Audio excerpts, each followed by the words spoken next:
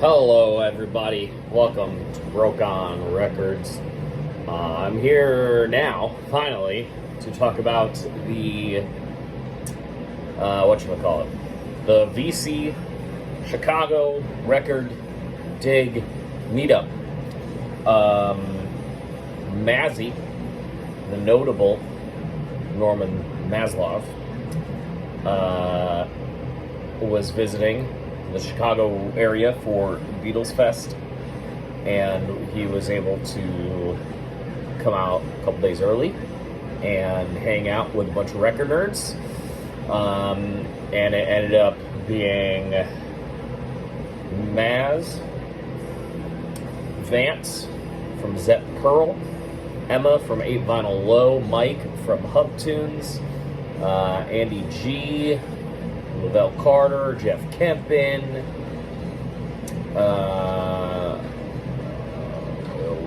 there was another Jeff who I had not met, and myself.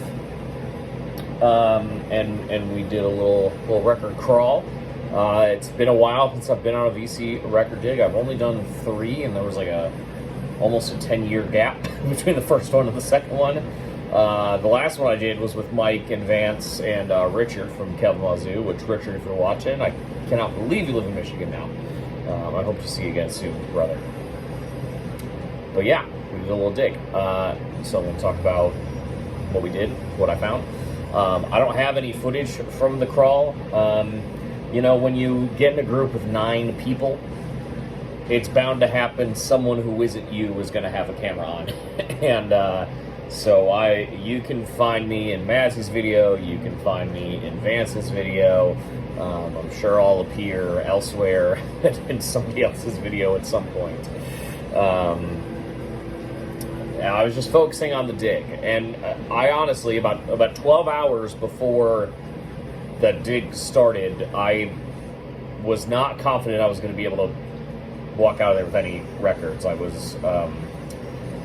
this really couldn't have come at a worse time for me financially. But I pulled some things together. I did a bit of a panic trade the day before.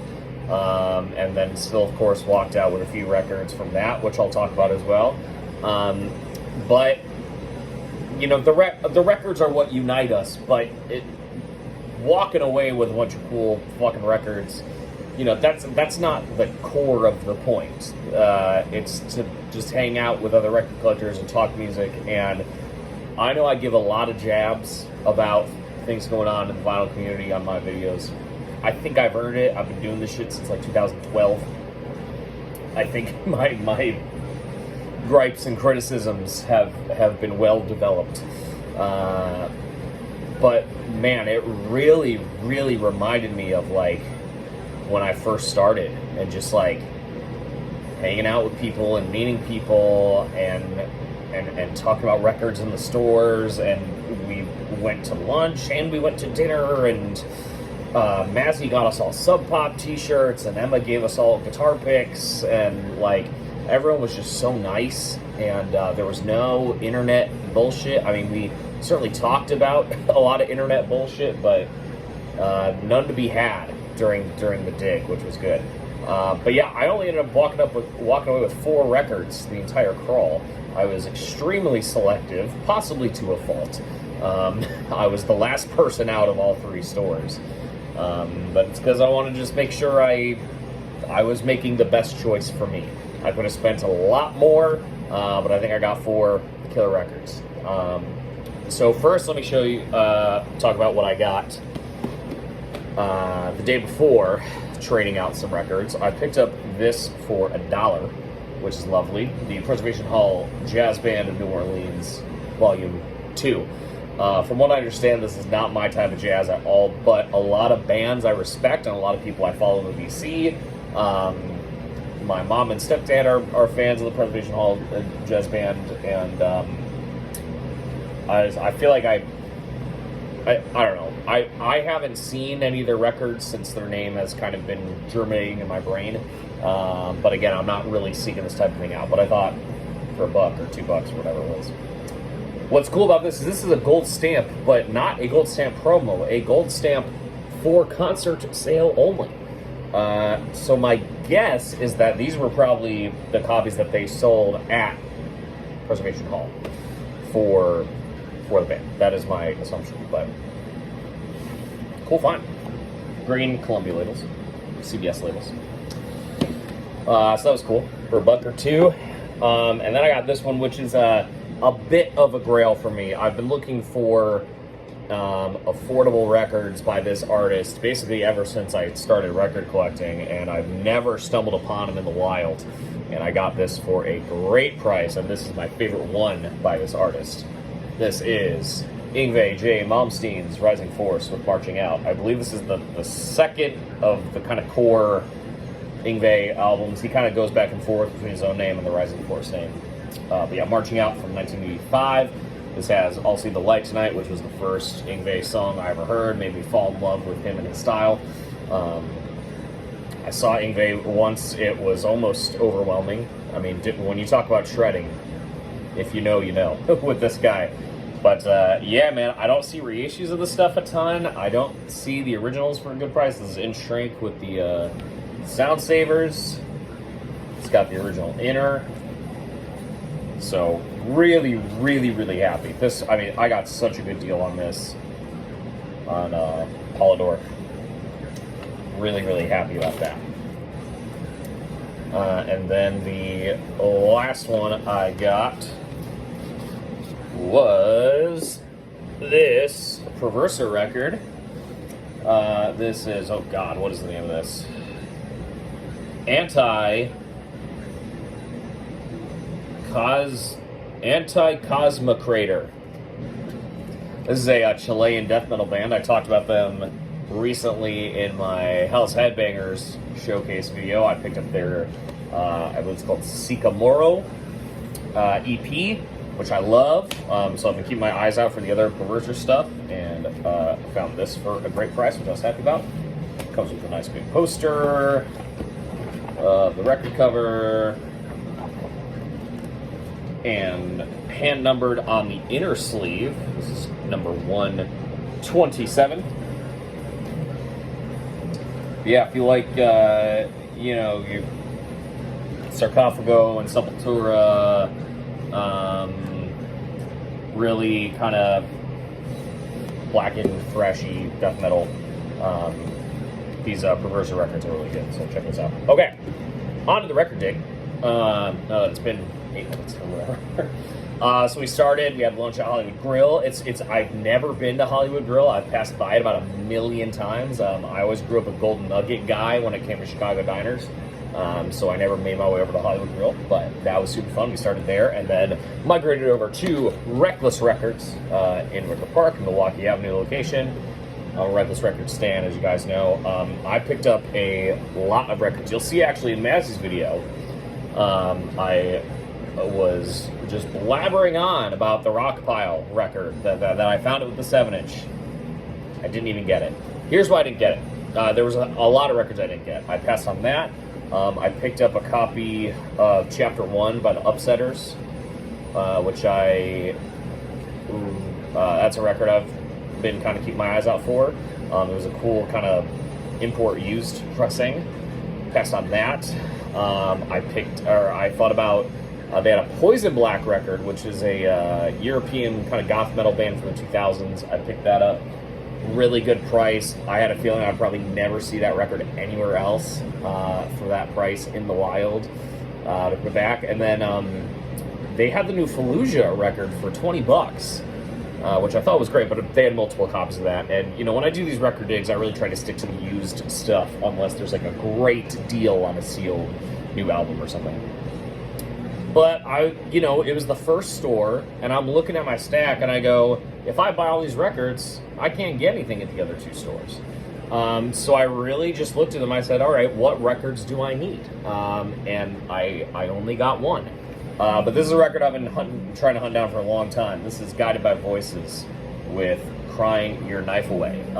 They have a handful of notable fan club bootleg live records from the 90s and 2000s.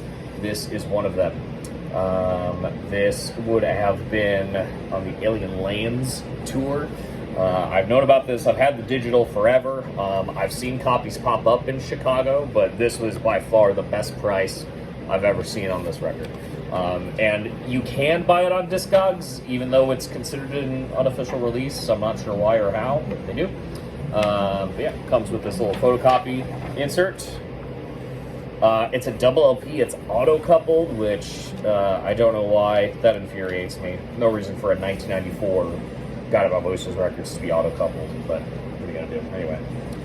This is actually translucent black wax, which is cool. This came out on a number of different colors. I am just happy to have it at all, because I've been hunting down for a while. Jellyfish Reflector is another one. I would absolutely love to get that. That is a very expensive record. But always searching and trying to knock off titles for the God About Voices collection. Are you guys tired? I'm tired.